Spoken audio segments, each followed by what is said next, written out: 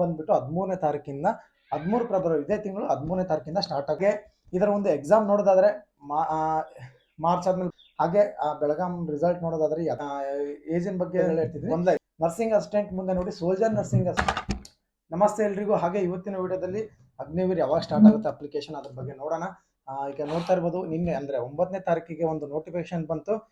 Exam ಬಂದ್ಬಿಟ್ಟು 13ನೇ ತಾರೀಕಿಂದ 13 February ಇದೇ ತಿಂಗಳು 13ನೇ ತಾರೀಕಿಂದ ಸ್ಟಾರ್ಟ್ ಆಗುತ್ತೆ ಅಂತ ಹೇಳಿದ್ರು. ಸೊ ಅದು ನೋಟಿಫಿಕೇಶನ್ ಬರೋಕ್ಕಿಂತ ಮುಂಚೆ ನಾನು ಇನ್ಸ್ಟಾಗ್ರಾಮ್ದಲ್ಲಿ ತಿಳಿಸಿದ್ದೆ ಅಪ್ಲಿಕೇಶನ್ ಇನ್ನೇನು ಬಿಡ್ತಾರೆ ಅಂತೇಳಿ. 13ನೇ ತಾರೀಕು ಅಂತ ಮೆನ್ಷನ್ ಮಾಡಿರ್ಬೇಕು ಅನ್ಸುತ್ತೆ. ಈಗ ನೀವು ನೋಡ್ತಾ ಇರ್ಬೋದು, 13ನೇ ತಾರೀಕು ನೀವು ಅಪ್ಲಿಕೇಶನ್ ಹಾಕಿದ್ರೆ ಒಂದು ತಿಂಗಳು ಕಾಲಾವಕಾಶ ಇರುತ್ತೆ. ಅದು ಸ್ವಲ್ಪ ದಿನ 40 ದಿನ ಅಂತ ಕೊಡ್ತಾರೆ. 22 ಮಾರ್ಚ್ ತನಕ ನಿಮಗೆ ಸಮಯ ಇರುತ್ತೆ ಅಪ್ಲಿಕೇಶನ್ ಹಾಕ್ಲಿಕ್ಕೆ. ಹಾಗೆ ಇದರ ಒಂದು ಎಕ್ಸಾಮ್ ನೋಡೋದಾದ್ರೆ ಮಾರ್ಚ್ ಆದ್ಮೇಲೆ ಬರುವಂಥದ್ದು ಏಪ್ರಿಲ್ ನಿಮ್ಮ ಏಪ್ರಿಲ್ 14 ಮೇಲೆ ಅಥವಾ 22ನೇ ತಾರೀಕು ಕನ್ಫರ್ಮ್ ಆಗಿ ಹೇಳಿದ್ದಾರೆ. ಸೊ ನೋಡೋಣ, ಏಪ್ರಿಲ್ 20 ಮೇಲೆ ನಿಮ್ಮೊಂದು ಎಕ್ಸಾಮ್ ನಡೆಯುತ್ತೆ. ಹಾಗೆ ಇದಾದ ನಂತರ ರನ್ನಿಂಗ್ ಬಂದ್ಬಿಟ್ಟು ಏರೋಗಳ ಮೇಲೆ ಡಿಪೆಂಡ್ ಇರುತ್ತೆ. ಸ್ವಲ್ಪ ಹೆಚ್ಚು ಕಮ್ಮಿ ಆಗ್ಬೋದು. ಆದರೆ ಈ ಮೂರು ಡೇಟ್ಗಳೇನಿದೆ, ಎಕ್ಸಾಮ್ ಎಂಡ್ ಮತ್ತೆ ಎಕ್ಸಾಮ್ ಇರೋ ಡೇಟು ಸ್ವಲ್ಪ ಹಿಂದೆ ಮುಂದೆ ಆಗ್ಬೋದು. ಹಾಗೆ ಬೆಳಗಾಂ ರಿಸಲ್ಟ್ ನೋಡೋದಾದ್ರೆ 13 ತಾರೀಕು ಒಳಗಡೆನೆ ಬಿಡ್ತಾರೆ. ಯಾಕಂತಂದ್ರೆ ನೀವು ನೋಡ್ತಿರ್ಬೋದು, ಈಗ ಯಾರ್ಯಾರಿಗೆ ಸೆಲೆಕ್ಷನ್ ಆಗಿರಲ್ಲ ಅವ್ರಿಗೆ ಅಪ್ಲಿಕೇಶನ್ಗೆ ಟ್ರೈ ಮಾಡ್ತಾರೆ. ಅದಕ್ಕೋಸ್ಕರನಾದರೂ 13ನೇ ತಾರೀಕು ಒಳಗಡೆ ಬಿಡ್ತಾರೆ. ಎಲ್ಲ ಏರೋಗಳು ಪೆಂಡಿಂಗ್ ಇದೆ, ತುಂಬಾ ಏರೋಗಳು ಪೆಂಡಿಂಗ್ ಇದೆ, ಅದನ್ನ ಬಿಡ್ತಾರೆ. ಕರ್ನಾಟಕದಲ್ಲಿ ಬೆಳಗಾಂ ಏರೋ ಮಾತ್ರ ಪೆಂಡಿಂಗ್ ಇದೆ. ಬರುತ್ತೆ ರಿಸಲ್ಟು. ಇವತ್ತು ನೋಡ್ತಾ 10 ಇಲ್ವಾ 11 ಇವತ್ತು ಈ 2 ದಿನದ ಒಳಗಡೆ ಬರುತ್ತೆ ಕನ್ಫರ್ಮ್ ಆಗಿ. ಹಾಗೆ ಈ ಒಂದು ತುಂಬಾ ಜನಕ್ಕೆ ಏನಂತಂದ್ರೆ ಏಜಿನ ಬಗ್ಗೆ ಗೊಂದಲ ಇತ್ತು.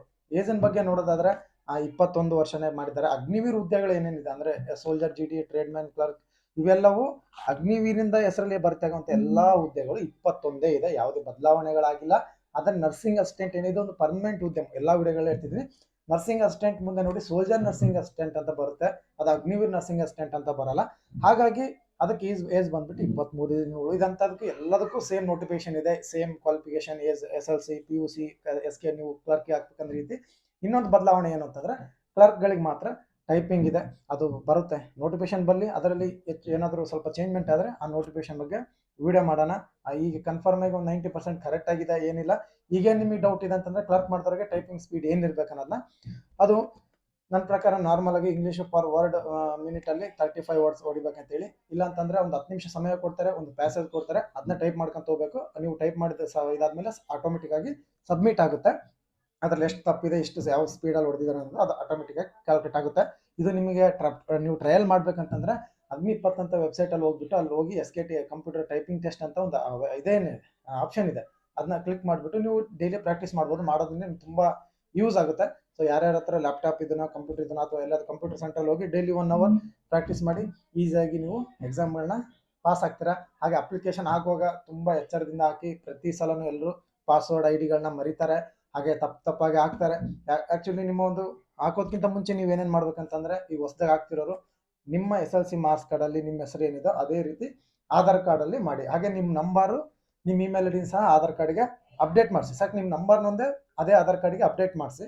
ಹಾಗೆ ಏನಕ್ಕಂತಂದ್ರೆ ಅಕಸ್ಮಾತ್ ಆಗಿ ಡಿಜಿಲಾಕರ್ ಅವರು ಆಪ್ಷನ್ ಕೇಳಿದಾಗ ನೀವು ಕೊಟ್ಟರೆ ಆಟೋಮೆಟಿಕ್ ಆಗಿ ನಿಮ್ಮೆಲ್ಲ ಒಂದು ಹಿಸ್ಟ್ರಿನ ಆಟೋಮೆಟಿಕ್ ಆಗಿ ತಗೊಂತೀನಿ. ನಿಮ್ಮ ಅಡ್ರೆಸ್ ಇಂದ ಹಿಡಿದು ನಿಮ್ಮ ಆಧಾರ್ ಕಾರ್ಡ್ ನಂಬರ್, ನಿಮ್ಮ 10th ಅಲ್ಲಿ SLC ಇರುವಂಥ ಮಾರ್ಕ್ಸ್ ಏನೆಲ್ಲನೂ ಆಟೋಮೆಟಿಕ್ ಆಗಿ ಅದು ವೆರಿಫೈ ಆಗುತ್ತೆ. ಸೊ ಹಾಗಾಗಿ ಈಸಿ ಆಗಿರುತ್ತೆ.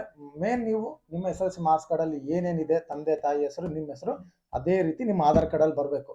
ನೀವು ನಿಮ್ಮ SLC ಮಾರ್ಕ್ಸ್ ಕಾರ್ಡ್ ನಿಮ್ಮ ಹೆಸರು ತಪ್ಪಿರಲಿ, ಆಧಾರ್ ಕಾರ್ಡಲ್ಲಿ ನೀವು ಕರೆಕ್ಟ್ ಮಾಡ್ಸ್ಕೊಂಡಿರ್ತಾರೆ. ಬಟ್ ಮಾರ್ಕ್ಸ್ ಕಾರ್ಡಲ್ಲಿ ಮಾಡಿಸೋದು ತುಂಬ ಕಷ್ಟ. ಹಾಗಾಗಿ ಮಾರ್ಕ್ಸ್ ಕಾರ್ಡಲ್ಲಿ ಏನಿರುತ್ತೆ ಅದನ್ನೇ ನಿಮ್ಮ ಆಧಾರ್ ಕಾರ್ಡಲ್ಲಿ ಮಾಡಿಸಿ. ಸೊ ಇಷ್ಟು ನಿಮಗೆ ಅಪ್ಲಿಕೇಶನ್ ಹೇಗೆ ಹಾಕ್ಬೇಕಂದ್ರೆ ನಮ್ಮೊಂದು ಹಳೆ ವಿಡಿಯೋಗಳಿದೆ. ನನ್ನ ಒಂದು ಮಂತು ನೇಷನ್ ಅವರು ಯೂಟ್ಯೂಬ್ ಚಾನಲ್ ಓಪನ್ ಮಾಡಿದ್ರೆ ಅಪ್ಲಿಕೇಶನ್ ಬಗ್ಗೆ ಸಿಗುತ್ತೆ. ಅದರಲ್ಲಿ ನೋಡಿ ಅಪ್ಲಿಕೇಶನ್ ಯಾವ ರೀತಿ ಹಾಕಬೇಕು ಕರೆಕ್ಟಾಗಿ ಅಂತೇಳಿ ಎಲ್ಲದನ್ನೂ ಕೊಟ್ಟಿದ್ದೀನಿ. ಗೊಂದಲ ಆಗುವಂಥ ಅವಶ್ಯಕತೆ ಇಲ್ಲ, ಈಸಿ ಆಗಿರುತ್ತೆ. ಈಗ ಬರ್ತಿರೋ ನೆಕ್ಸ್ಟ್ ಈಗ ನೋಡಿ ಎಕ್ಸಾಮಿಗೆ ನಿಮಗೆ ಕೇವಲ 1 ತಿಂಗಳು ಸಮಯ ಇದೆ. 1 ರಿಂದ 2 ತಿಂಗಳು ಸಮಯ ಇದೆ. ಎಕ್ಸಾಮ್ ಕಡೆ ಫೋಕಸ್ ಮಾಡಿ. ಹಾಗೆ ಜೊತೆಲಿ ರನ್ನಿಂಗ್ ಪ್ರಾಕ್ಟೀಸ್ ಮಾಡ್ಕೊಂಡ್ರಿ. ರನ್ನಿಂಗ್ ಅಷ್ಟೊಂದು ನೀವು ತಿಳಿದು ಅಷ್ಟು ಹಾರ್ಡ್ ಇರಲ್ಲ. ಆರ್ಮಿ ರನ್ನಿಂಗು 5.5 ನಿಮಿಷಕ್ಕೆ ಸಾಮಾನ್ಯ ಮನುಷ್ಯ ಓಡುವಂಥ ಒಂದು ಇದು ಅಷ್ಟೇ. ನಮ್ಮ ಒಂದು ಲೇಜಿನೆಸ್ನಿಂದ ನಾವು ಅದನ್ನೆಲ್ಲ ಮಾಡೋಕ್ಕಾಗಲ್ಲ. ನಾವು ಅಷ್ಟೇ ಒಂದು ಸಮಯದಲ್ಲಿ ಅಷ್ಟು ಓಡೋಕ್ಕಾಗ್ತಿಲ್ಲ. ಆಮೇಲೆ ಸ್ವಲ್ಪ ಪ್ರಾಕ್ಟೀಸ್ ಮಾಡಿದ್ಮೇಲೆ ಗೊತ್ತಾಯ್ತು ಯಾವ ರೀತಿ ಓಡಬೇಕು. ಒಂದು ಒಳ್ಳೆ ಪ್ರೊಸೀಜರ್ನ ಫಾಲೋ ಮಾಡಿದ್ರೆ ಈಸಿಯಾಗಿ ಅದನ್ನ ಟೈಮ್ ಕವರ್ ಮಾಡ್ಬೋದು. 1-2 ತಿಂಗಳು ಪ್ರಾಕ್ಟೀಸ್ ಮಾಡಿದ್ರೆ ಸಾಕು. ಈಗಿನ ಕಾಂಪಿಟೇಷನ್ ನೋಡೋದಾದ್ರೆ ಆರಾಮಾಗಿ ಆಗ್ತೀರಾ. ಒಳ್ಳೇದಾಗಲಿ. ಜೈ ಹಿಂದ್.